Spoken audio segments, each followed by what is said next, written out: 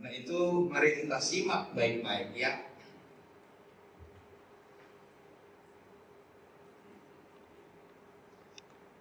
Ya, minggu 3 kali minggu yang lalu kita sudah melihat bahwa dari doa yang dipanjatkan oleh orang Yahudi di pasal 63 ayat 15 sampai ayat 19, kita menemukan bahwa mereka salah berpikir tentang hidup mereka dan tentang keadaan Allah.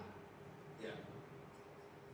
Bagian yang pertama yang salah mereka pikir, mereka berharap Allah cemburu ketika bangsa lain menindas mereka. Ya, ketika mereka terpuruk dibuang ke Babel, mereka berharap Allah cemburu melihat itu, sehingga berharap Tuhan datang untuk menolong mereka. Tetapi kesalahannya adalah mereka tidak berpikir bahwa Allah sedang cemburu ketika mereka meninggalkan Tuhan. Itu masalahnya.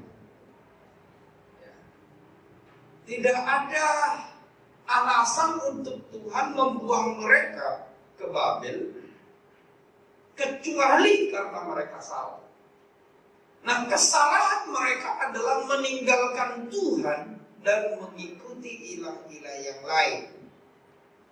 Sampai tahun 70 tahun Sabat, mereka lupa dengan Sabat.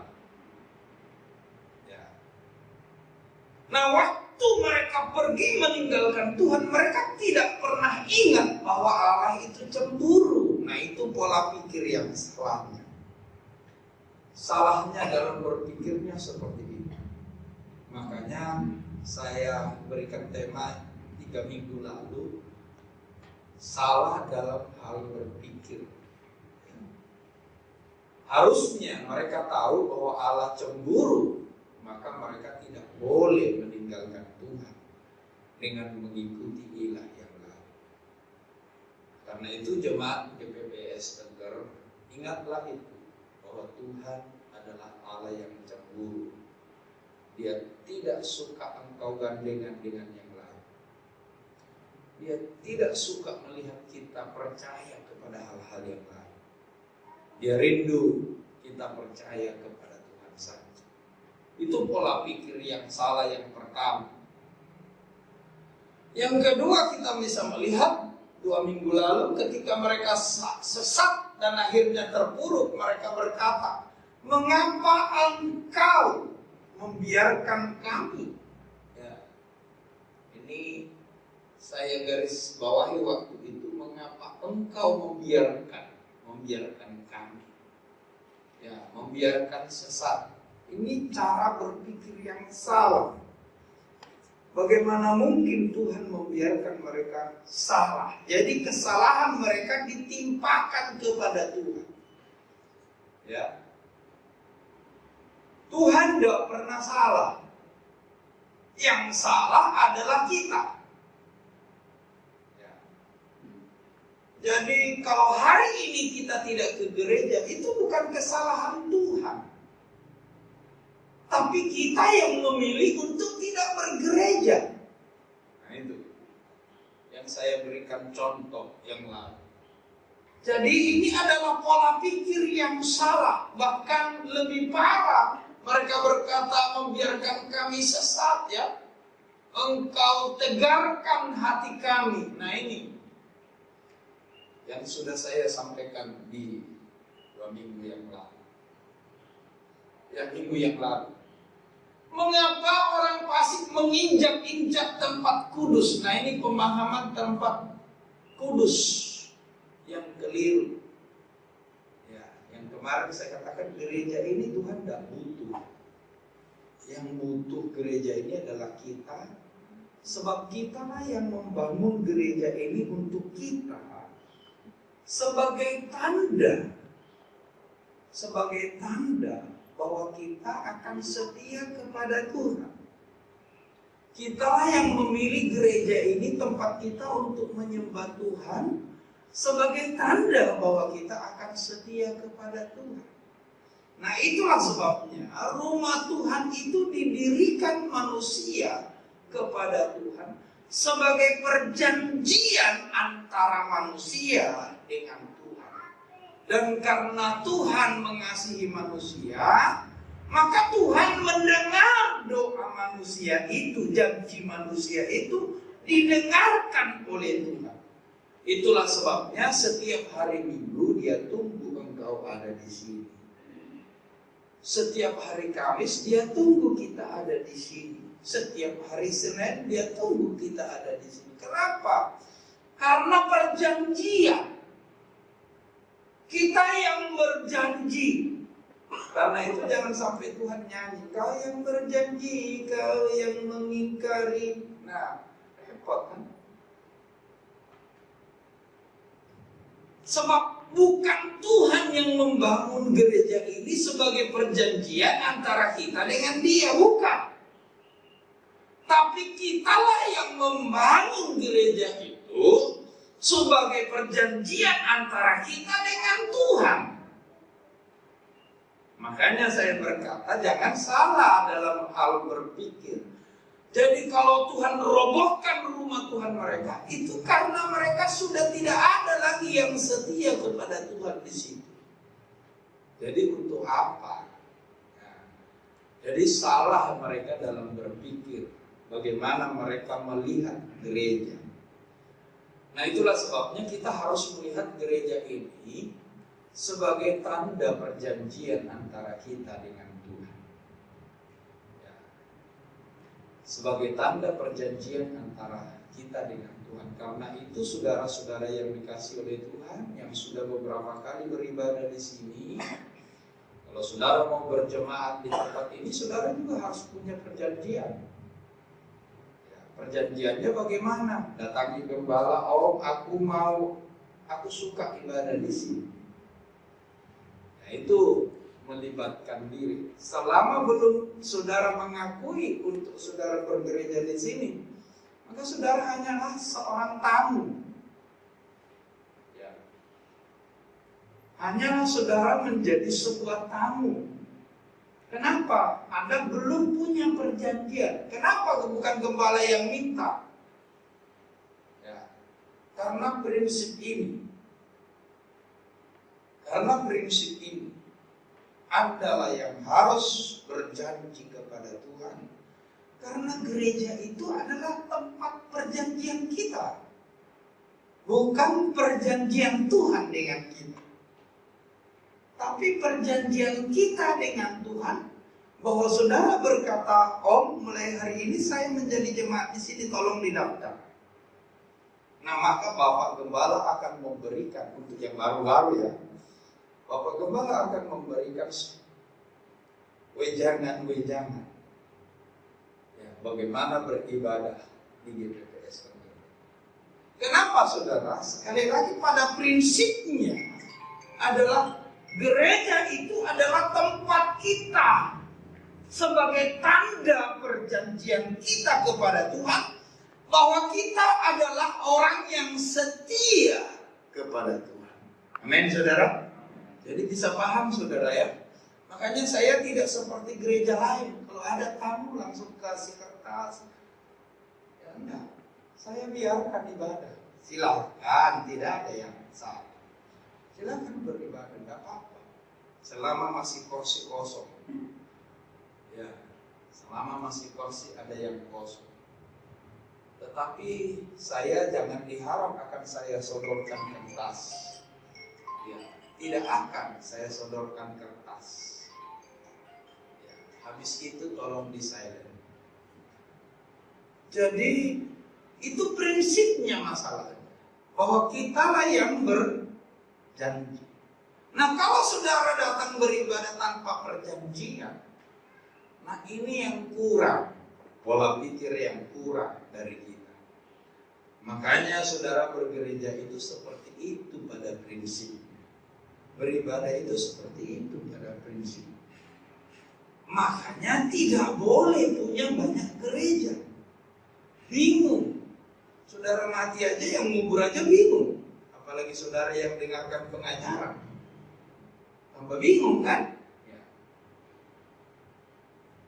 Itulah sebabnya saudara yang dikasihi oleh Tuhan, kita harus memahami bagaimana memikir bergereja itu. Nah, itu dari prinsip itu. Ya.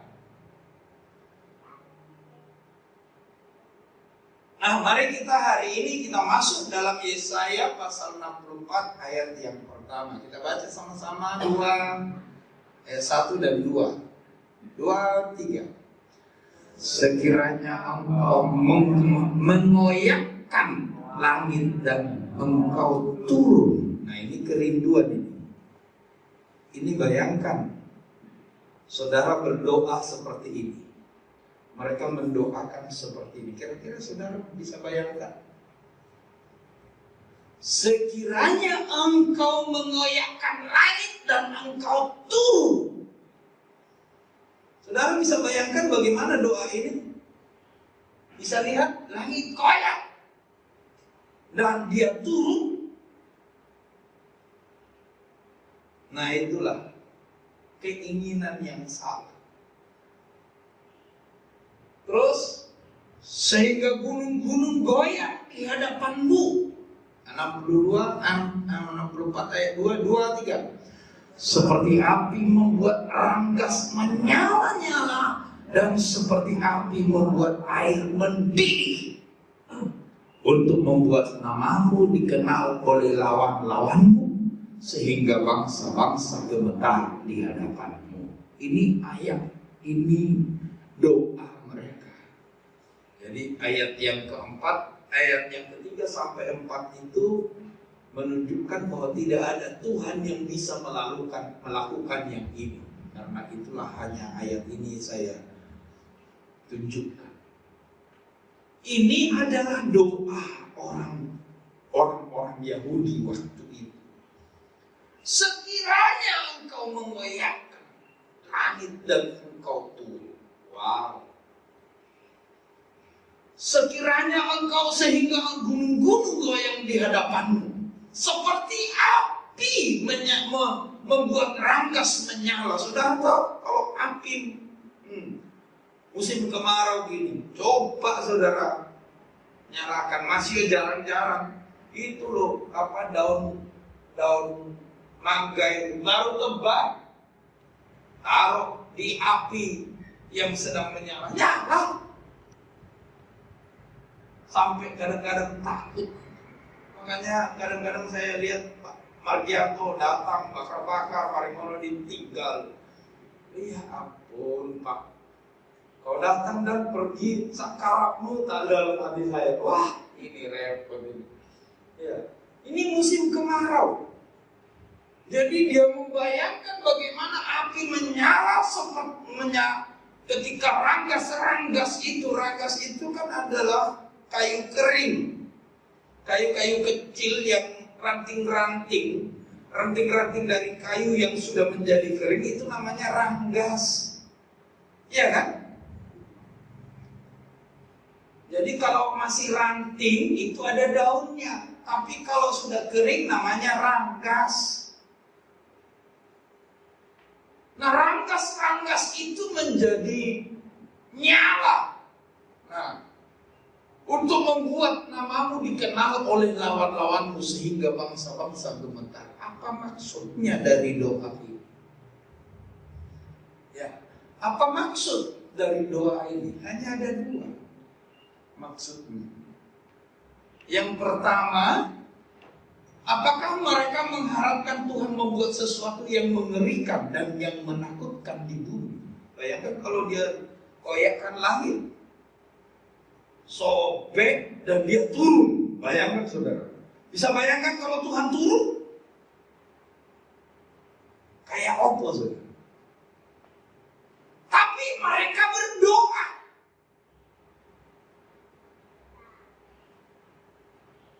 Supaya sekiranya engkau mengoyakkan langit dan engkau turun. Makanya mereka menginginkan kengerian. Yang kedua, kalau kita melihat doanya itu, apakah mereka mengharapkan Tuhan membuat membuat ketakutan dan kengerian bagi orang yang di luar Tuhan. Mungkin mereka berharap begini, maksud saya. Ini anak Tuhan. Jadi Tuhan datang dengan mengoyakkan langit supaya orang-orang yang musuh mereka itu menjadi ketakutan. Ya itu maksudnya kan begitu. Mereka tenang-tenang aja karena mereka sadar itu Tuhanku, itu penolongku. Apakah mereka berharap seperti itu? Nah ini maksudnya. Ini kan maksudnya seperti itu. Jadi kalau Tuhan datang dengan dikoyakkan langit, semuanya melihat, bisa saja kita juga takut kan? Itu yang pertama. Tapi yang kedua, mereka mungkin berharap bahwa Tuhan datang mengoyakkan langit dan mereka, wow, Tuhan kami luar biasa. Tapi yang lain itu bergelimpangan. Maksudnya kan begitu. Doanya yang dari doanya ini. Apakah seperti itu mereka harapkan? Nah ini dari sinilah kita melihat bahwa keinginan mereka salah. Dari sinilah kita bisa melihat bahwa keinginan mereka salah. Mari kita lihat satu persatu. Mengharapkan hal-hal yang mengerikan. Ya. Mereka berharap Tuhan mengoyakkan langit dan turun. Mereka lupa pengalaman nenek moyang mereka di Gunung Sinai. Ya. Di Gunung Sinai itu loh Tuhan datang. Saudara sudah baca pasal 20 ayat 18 sampai 19 ya? Karena saya sudah share. Bagaimana? Mereka semua ketakutan dan akhirnya berkata, wes Musa, kamu aja yang bertemu dengan Tuhan, kami nggak usah, nanti kami mati semua. Itu baru cuma di Gunung Sinai, saudara. Gemuruh guntur datang belum koyak loh, saudara. Cuman api seperti menyambar-nyambar kilat. Wah, mereka semua ketakutan.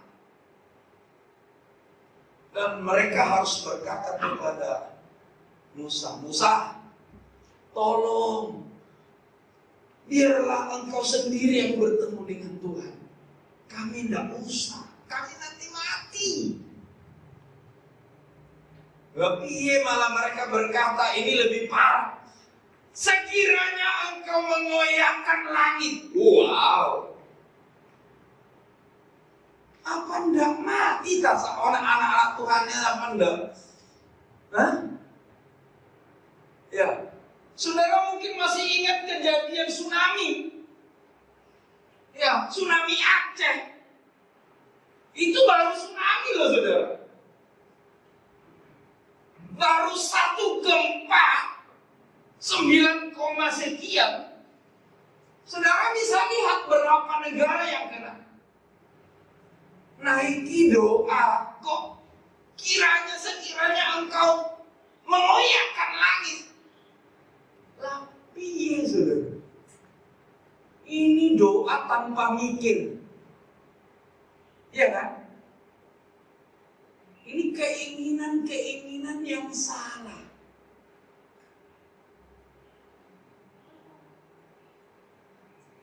Kita berdoa Tuhan mengajar kita dan kiranya damai sejahtera turun atasmu. Lagi kok suruh turun langit dikoyakkan dan melihat hal-hal yang luar biasa. Belum gitu aja mereka tidak takut loh saudara. Tidak mati. Nah ini loh saudara yang kadang-kadang kita juga hampir mirip. Mendoakan hal-hal yang sebenarnya bagi kita sebenarnya itu aneh sebenarnya. Ini doanya mereka ini. Tapi yang memang dasarnya doa orang yang stres ya begini. Dan mereka terpuruk stres asal ngomong aja. Ya. Makanya Tuhan kasihan lihat. Tsunami Aceh baru-baru belum lama kan? Bagaimana gempa di Palu? Hah? Apakah kalau saudara bisa melihat gempa di Palu, waduh, gereja lo pindah berapa berapa kampung. Di Palu itu sama seperti Tengger ini pindah ke Benowo. Bisa bayangkan? Itu ada kampung yang sudah tidak ketemu.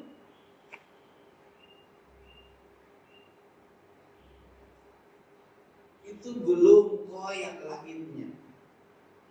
Tapi kok orang ini berdoa dan berkata, sekiranya engkau mengoyakkan langit. Tuh, doa. Ya kan? Ini doa yang keliru, saudara. Ya, ini bagaimana mereka mengatakan supaya mereka melihat kengerian. Ini kan menakutkan. Sekali lagi, coba mereka ingat Keluaran pasal 20 ini. Mulai pasal 19. Waktu Tuhan turun di atas gunung Sinai, mereka melihat gempa. Mereka melihat itu gempa tidak memecah gunung. Kalau memecah gunung mati mereka semua. Cuman goyang-goyang tok itu. Goyang-goyang, digoyang-goyang gitu atas kehadiran Tuhan di situ goyang-goyang. Kalau sudah jadi gempa seperti yang gempa-gempa sekarang, mereka sudah dahan. Gunung Sinai sudah on. Ya kan? Kira api menyambar-nyambar. Itu aja mereka sudah ketakutan. Lah inilah malah doa. Sekiranya engkau mengoyakkan langit. Nah, ngeri loh saudara kalau terjadi seperti itu. Ngeri. Ya. Kita hanya berharap kita diangkat ke bawah, ke atas. Jangan dia yang turun. Sebab kalau dia sekali lagi turun, hancur dah. Langit dan bumi digulung. Habis. Ya, sedangkan gini aja kita setengah mati susah ya. Tidak kelihatan, cuman dikasih virus tok. Nah, saudara bisa bayangkan pagi jam 3 innalillahi wa innalillahi rajiun. Jam 4 innalillahi wa innalillahi rajiun. Jam 6 innalillahi. Sampai di jalan-jalan keluar pagi itu berdiri. Sing didengar innalillahi, sing didengar innalillahi. Ya, alhamdulillah sekarang sudah baru yang gitu. Piye langit terbelah juga. Hah? Kalau langit ini terbelah, wes bayangkan sinar matahari ke bumi itu seperti apa. Sedangkan ozon aja sekarang berkurang, aduh panasnya setengah mati. Makanya seluruh dunia sekarang mulai mengarang supaya tidak ada mesin. Makanya dibuat lewat baterai, tenaga listrik, tenaga baterai. Itu karena sudah menakutkan ozon di langit. Tapi sayang anak-anak muda gak ngerti. Pakai knalpot yang prong. Bisa belah penting keluar api. Mereka tidak tahu kalau ozon ini sudah rusak dibuat dengan knalpot mereka yang rusak ini.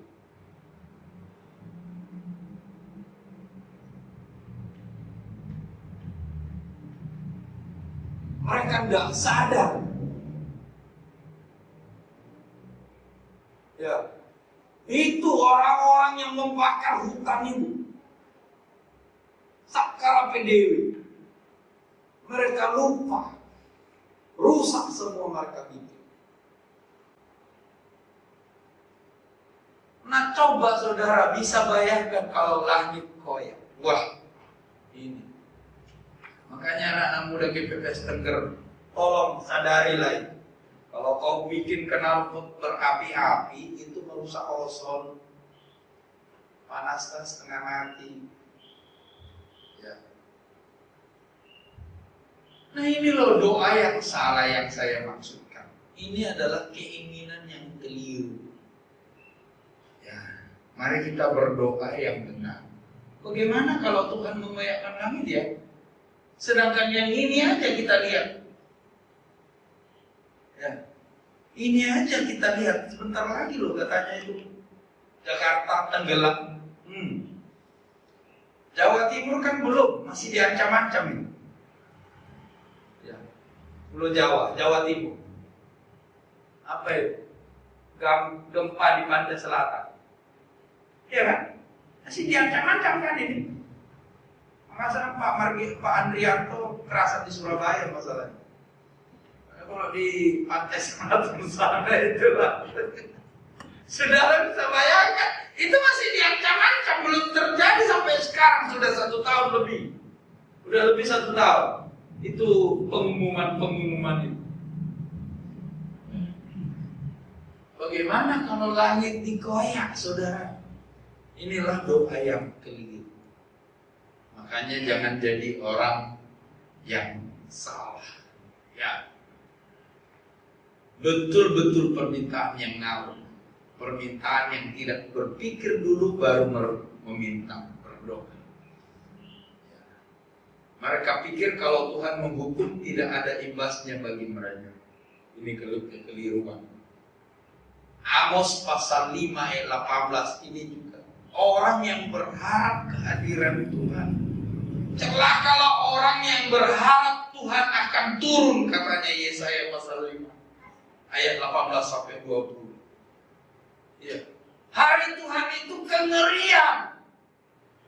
Itu ya Amos pasal 5 kan?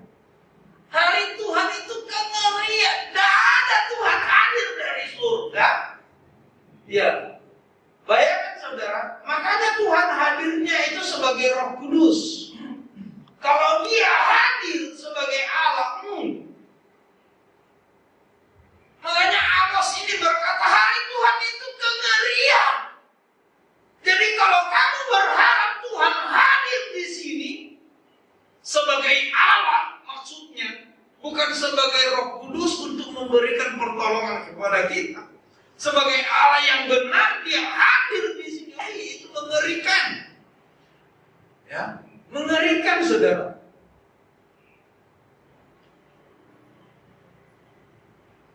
Kalau Tuhan hadir di sini sebagai Allah yang kudus itu, saya yakin 1/3 pun manusia di sini tidak ribut. Ya.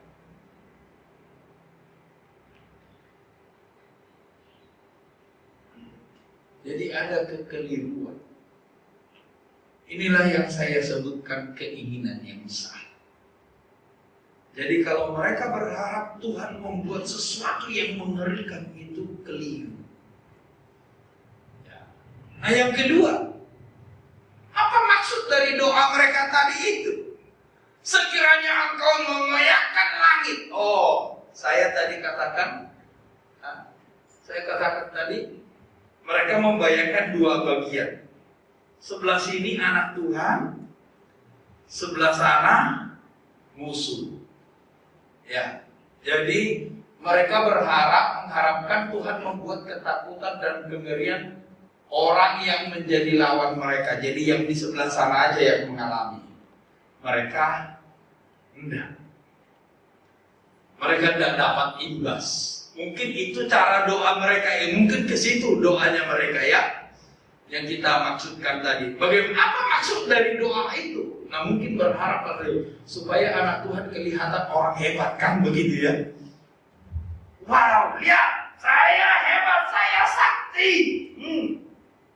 Tuhan turun dari langit dan sama seperti Elia maksudnya itu kan gitu. Kalau aku hamba Tuhan, biarlah api turun dari surga dan memakan engkau habis. Perwira entek dan 50 anggotanya. Di kitab 2 Raja-Raja. Mungkin seperti itu yang berharap. Tapi ini bukan hanya api loh yang turun, tapi langit terkoyak. Mereka mungkin berharap seperti itu kan. Kemudian tentara itu, hei kau, turun kau, perintah raja. Hai hamba Tuhan, turun kau, perintah raja. Dan Elia dengan berkata, kalau aku betul hamba Tuhan, biarlah api turun dari langit dan memakan engkau. makan lagi. Sesungguhnya hamba ini hanyalah diperintahkan. Dengan rendah hati dia minta untuk Elia menemui sang raja. Baru nyawa orang itu selamat. Mungkin pemikirannya orang itu seperti ini. Jadi di sebelah sini anak Tuhan, di sebelah sana musuh. Maunya mereka Tuhan turun mengoyakkan langit dan menggoncangkannya, membakar mereka seperti rangkas. Seperti itu maunya. Apakah seperti itu maksudnya? Nah, inilah keinginan manusia yang salah. Selalu ingin wow di hadapan lawannya, ingin musuh ketakutan terhadap kita. Ini kan rata-rata ini manusianya gitu. Maunya kita gitu, wow, aku kan anak Tuhan dalam nama Yesus. Seolah-olah kita harus menunjukkan, menampilkan kita, wow, ini loh anak Tuhan. Makanya sampai ada anak Tuhan berkata, pendeta berkata, jangan mengusik hamba yang diurapi oleh Tuhan.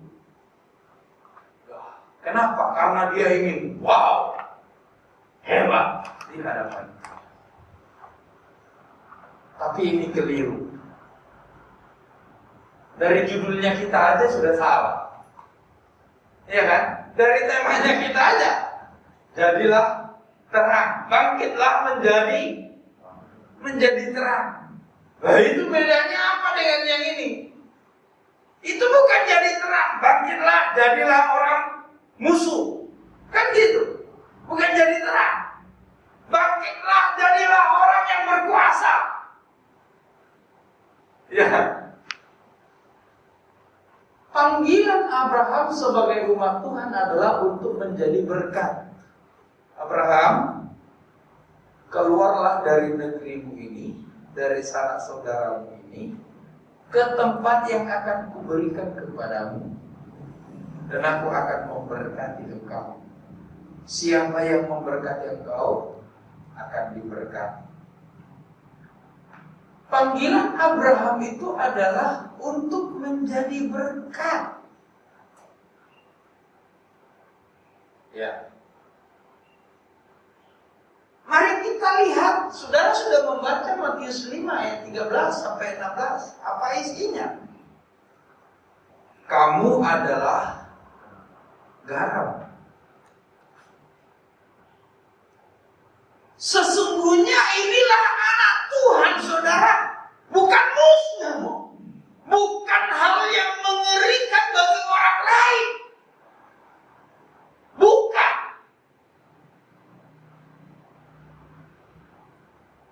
Jadi kalau anak Tuhan berharap dia harus seperti bangkit, seperti raja, semua orang takut sama dia, semua orang ngeri melihat dia, itu adalah sesuatu yang salah. Jelas Yesus berkata kepada orang-orang yang menerima dia sebagai juru selamat, sebagai orang percaya, maka dia berkata, kamulah garam dunia. Iya kan? Jadi kalau engkau berharap orang lain karena engkau anak Tuhan, orang lain harus takut sama kamu, itu keliru.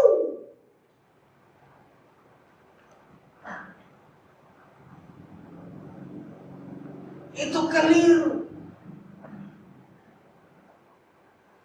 Jadi ketika walaupun dia berdoa, sekiranya engkau turun dari surga, mengoyakkan langit untuk bangsa-bangsa itu adalah doa yang salah. Sebab Tuhan berharap bukan seperti itu. Tuhan mengatakan kamu adalah garam. Bagaimana garam, saudara? Supaya rasa air itu berubah. Dengan garam itu rasanya sayur itu berubah. Iya kan? Jadi dengan keadaan anak-anak Tuhan di Indonesia itu berharap Indonesia itu berubah. Dengan keadaan kita ada di lingkungan kita berharap lingkungan kita itu berubah. Itulah garam. Berubah kepada yang baik tentunya. Sekalipun kita harus hancur. Garam itu kan akhirnya meleleh. Kalau tidak meleleh tidak bisa mengubah perasaan yang lain kan? Gak bisa berubah. Kalau dia keras terus, tidak bakalan jadi asin airnya. Tidak bakalan jadi asin itu sayur, tidak bakalan berubah rasanya, tidak bakalan. Kenapa? Dia batu. Makanya firman Tuhan berkata kalau garam sudah tidak asin jadi apa? Tidak ada gunanya. Jadi saudara bisa bayangkan apa yang Tuhan inginkan kepada kita bahwa kita adalah garam. Makanya kita harus menahan diri. Sekalipun perlakuan orang terhadap kita tidak jelas, tidak benar, sekalipun perlakuan orang lain terhadap kita itu menyakitkan, tetapi karena kita adalah garam,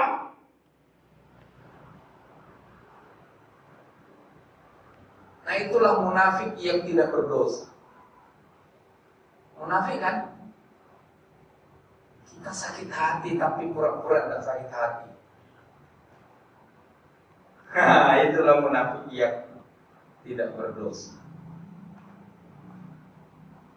Ya kan sakit hati kan? Tapi pura-pura tidak sakit. Berlaku seperti tidak sakit. Kenapa? Karena kita garam.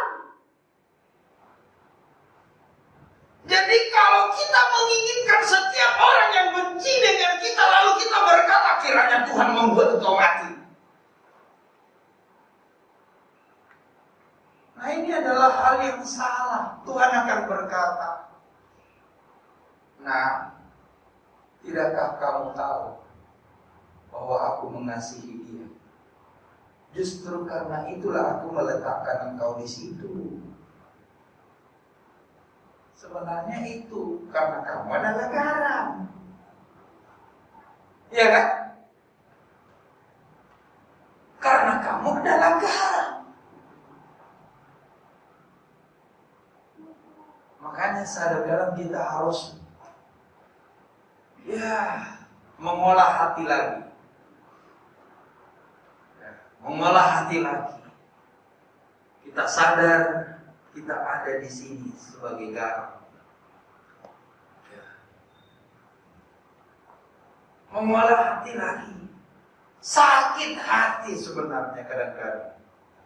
Ya, apa yang dilakukan anak terhadap orang tua kadang-kadang bikin sakit hati. Apa yang dilakukan orang tua terhadap anak kadang-kadang anak berpikir membuat sakit hati. Apa yang dilakukan oleh saudara terhadap kita kadang-kadang membuat sakit hati.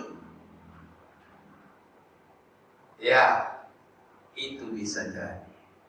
Tapi ingatlah bahwa kamu adalah garam. Kalau engkau anak Tuhan, ini yang harus kita mengerti. Sebenarnya tidak bisa kita terima perlakuan itu. Sebenarnya kita tidak mampu lagi menerima apa yang sudah terjadi itu.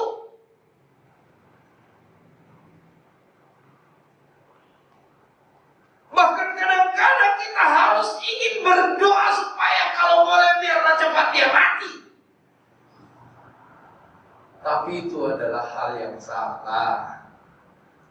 Tuhan berkata, nah, kamu adalah garam dunia. Sabar ya, itu yang akan dijawab oleh Tuhan. Kelola hatimu. Tuhan ingin kita mengelola hati kita. Ya, jangan melihatnya sebagai musuh. Nah, ini loh garamnya itu loh. Mungkin saudara berkata enak lah. Ya, di kaum ibu paling banyak ngomong sekarang kan tidak ada kopi. Mereka menjawab enak lah. Ya, memang enak menurut kamu, tapi tunggu dulu. Ya, saya ingin katakan permasalahannya adalah siapa dirimu. Ini masalah. Siapa dirimu? Kita adalah alat Tuhan. Kita adalah alat Tuhan. Ya, kita adalah alat Tuhan. Sebagai garam yang harus membuat yang lain itu berubah rasa menjadi rasa yang disukai dan disenangi. Apa isinya Matius pasal 5 ayat 13 sampai 16? Kamu adalah terang. Kota yang terletak di atas gunung. Itulah kita. Itu permasalahannya. Ya. Jadi Tuhan membentuk kita, menjadikan kita ketika kita percaya kepada Tuhan, Tuhan sudah membentuk kita berubah menjadi fungsi yang berbeda. Fungsi kita adalah sedap dipandang mata. Kota yang terletak di atas gunung, sedap dipandang mata. Melihatnya luar biasa enak ya. Gunung itu terang, ada bintang-bintangnya. Terang.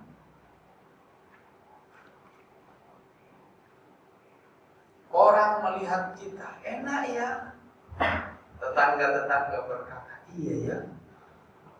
Orang itu hebat. Orang-orang itu ya bukan tidak ada salah sebenarnya, tapi tidak seperti awak dewi. Nah, menurut.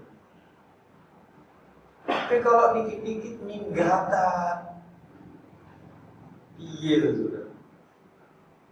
Ngambek, minggat, ya, marah turun di tengah jalan. Wes aku jalan, aku pergi yo.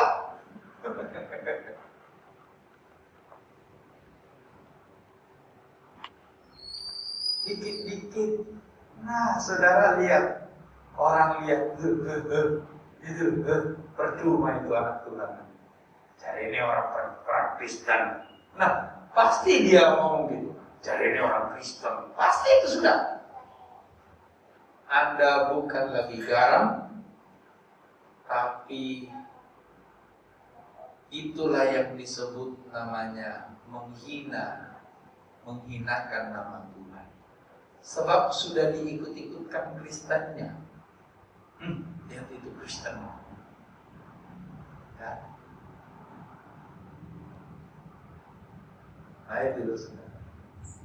Jadi kenapa saya mengatakan sekalipun bagi mereka kehadiran Tuhan itu ya mungkin tidak menakutkan. Pertama, karena mereka sudah kenal Tuhan. Yang kedua, mereka sadar bahwa Tuhan itu membela mereka. Tetapi dari tujuan yang Tuhan lakukan kepada kita selama kita ada di dalam dunia, bukan seperti itu. Dia berharap kita adalah garam, kita adalah terang, kita adalah kota yang terletak di atas gunung. Hidup kita itu menyenangkan. Hidup kita itu dilihat orang lain, makanya harus selalu mengolah hati. Jangan dikit-dikit marah. Ya. Kenapa? Karena sekali lagi kita adalah garam.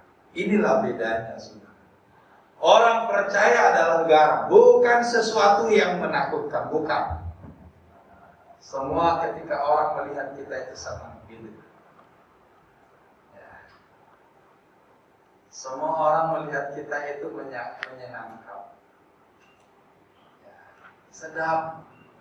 Tidak ada yang takut dengan kita.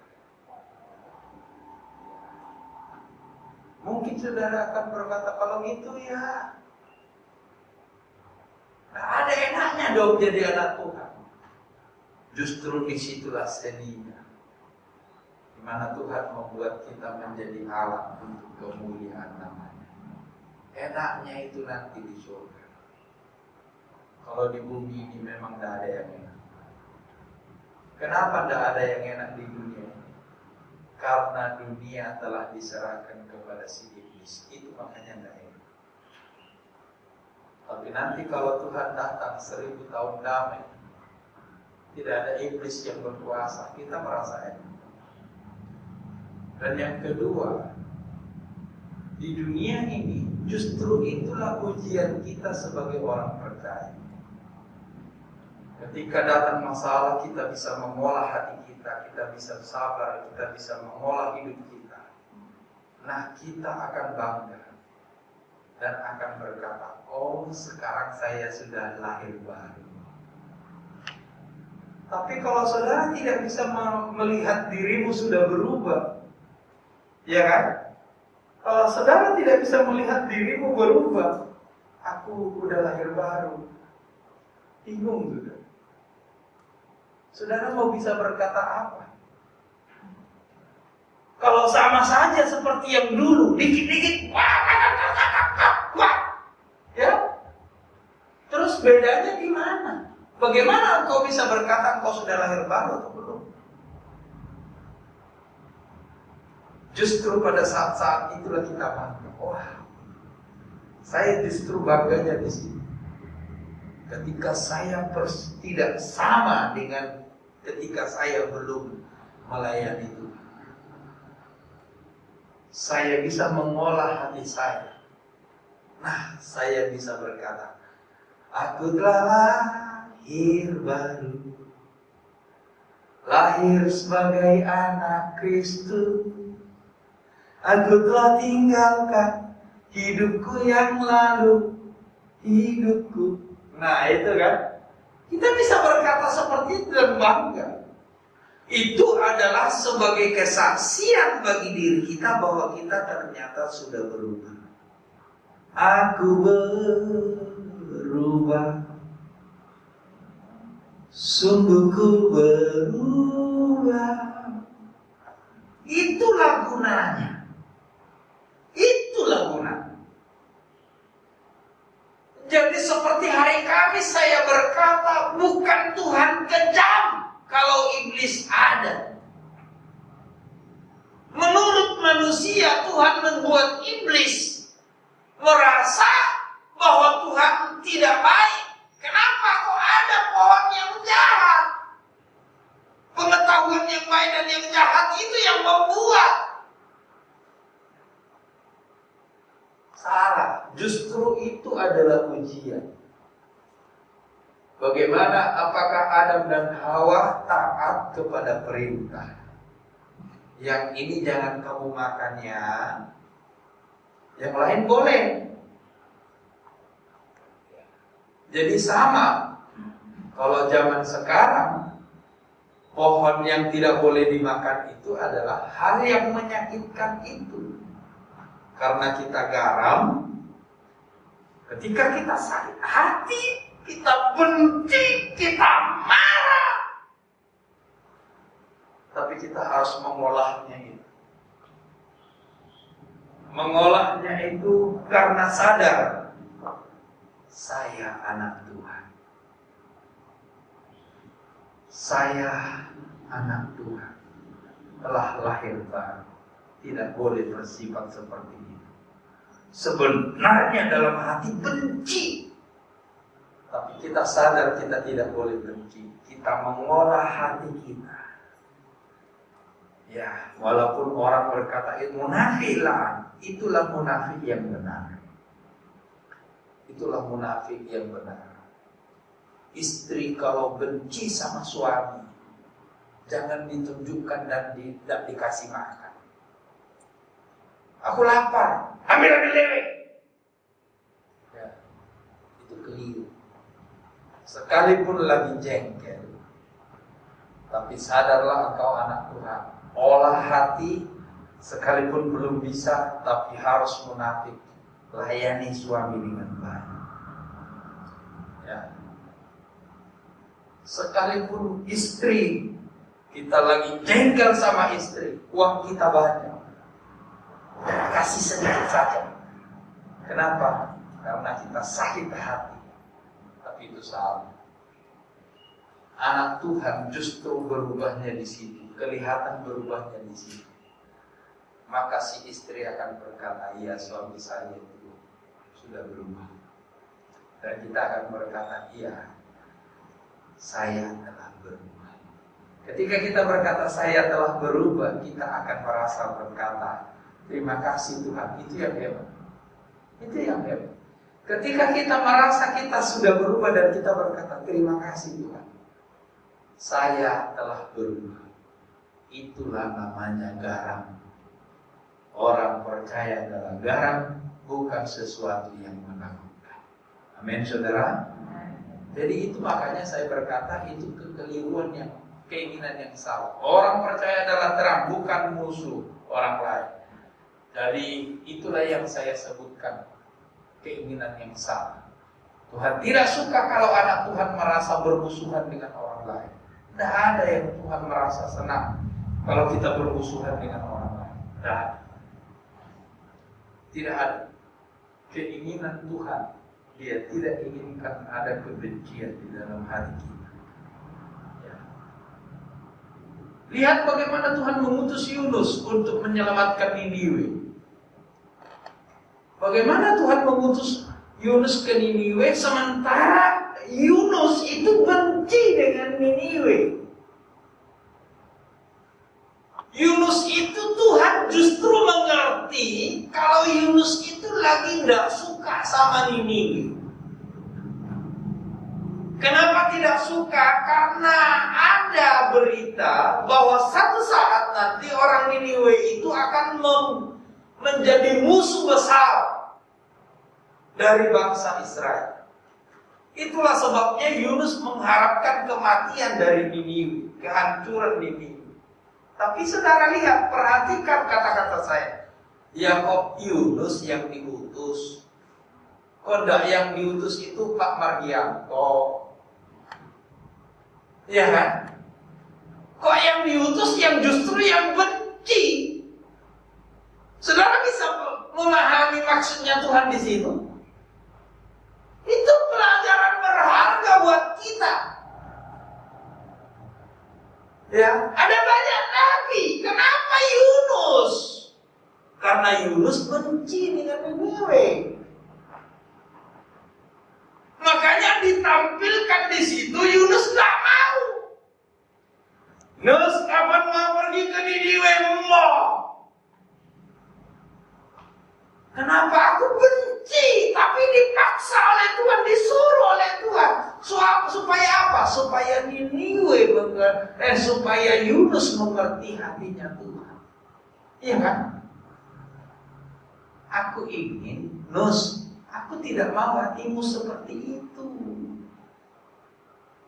Kamu harus mengerti. Makanya dia berkata ketika dia tumbuhkan pohon itu, pohon jarak itu, dia berkata, bagaimana aku tidak sayang dengan Niniwe? Nah itu hatinya Tuhan. Kamu benci dengan dia, aku sayang. Bagaimana engkau membenci dia? Jadi kalau kita bisa mengerti ini, kenapa harus Yunus yang disuruh oleh Tuhan? Itu karena Tuhan berharap Yunus berubah. Itu loh. Kenapa harus ada perubahan dalam Yunus? Karena dia benci.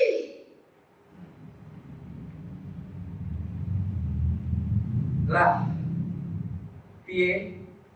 Udah mulai paham saudara? Jangan ada kebencian di antara kita. Itu masalah. Kita itu bukan orang seperti itu Tuhan ciptakan. ciptakan kita bukan untuk orang seperti itu. Tapi Tuhan menciptakan kita, kamu adalah garam. Kamu adalah terang. Nah, itu dia. Saya hari ini justru di mimbar ini baru aku dapat ilmu ini. Kenapa ya kok Yunus? Memang karena Yunus lagi benci. Ada banyak nabi kok. Kenapa Tuhan suruh dia? Karena Tuhan ingin mengubah hatinya Yunus. Itu permasalahan. Dia ingin mengubah hatinya Yunus yang salah itu. Apa yang salah? Benci. Salah. Hari ini saya ingin katakan kepada saudara, doa itu keliru. Tuhan tidak berharap kita berdoa sobek langit turun dan makan mereka. Salah.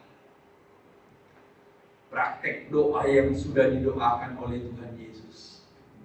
Ya Bapa, ampunilah mereka, karena mereka tidak tahu apa yang mereka perbuat. Praktek doa yang sudah didoakan Stefanus ketika dia dilempari dengan batu. Ya Bapa, ampunilah mereka, karena mereka tidak tahu apa yang mereka lakukan. Selalu doa yang datang dari anak Tuhan, bukan kutukan. Iya kan? Bagaimana saudara? Iya kan?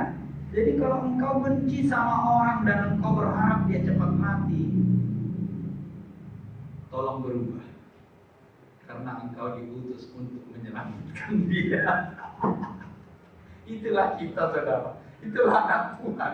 Ya, perhatikanlah Yesus protes ketika Farisi tidak ingin menyelamatkan orang-orang berdosa. Ya, amin. Tuhan memberkati kita semua. Mudah-mudahan kita paham, dengarkanlah baik-baik. Kita adalah garam, kita adalah terang. Jangan berharap orang lain mati, tapi berharaplah orang lain berubah oleh karena ini.